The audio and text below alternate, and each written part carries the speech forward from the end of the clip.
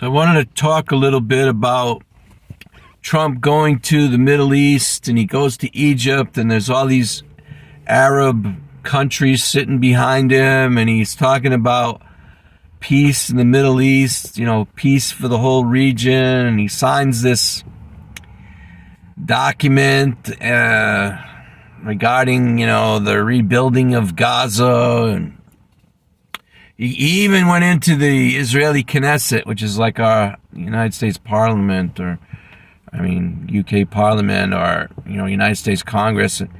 He speaks to them, and, they're all hopeful of some kind of a peace. And what's next on the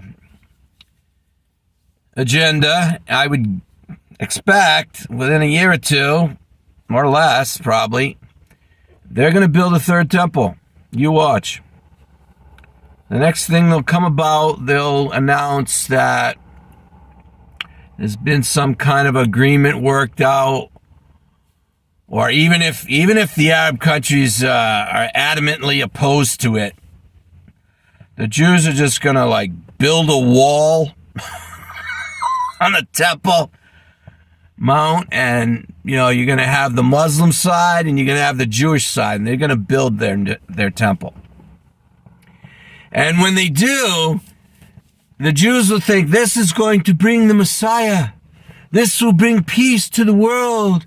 Because they don't understand the millennial reign of Christ. They take all these scriptures out of the Old Testament, and they expect that Christ will come and he will establish a physical kingdom on the earth. And that's why they rejected Jesus, because he didn't destroy the Roman Empire. So they're misapplying certain scriptures that only apply to the millennial reign of Christ. When Christ comes back and takes over the whole earth, then he will rule the world for 1,000 years. And, there'll be, God himself will have a government on earth. And sin won't be allowed like it is now. There won't be all the wicked, evil, crime, and horrible things going on that are allowed now. So there's just a misunderstanding and misapplication of different scriptures.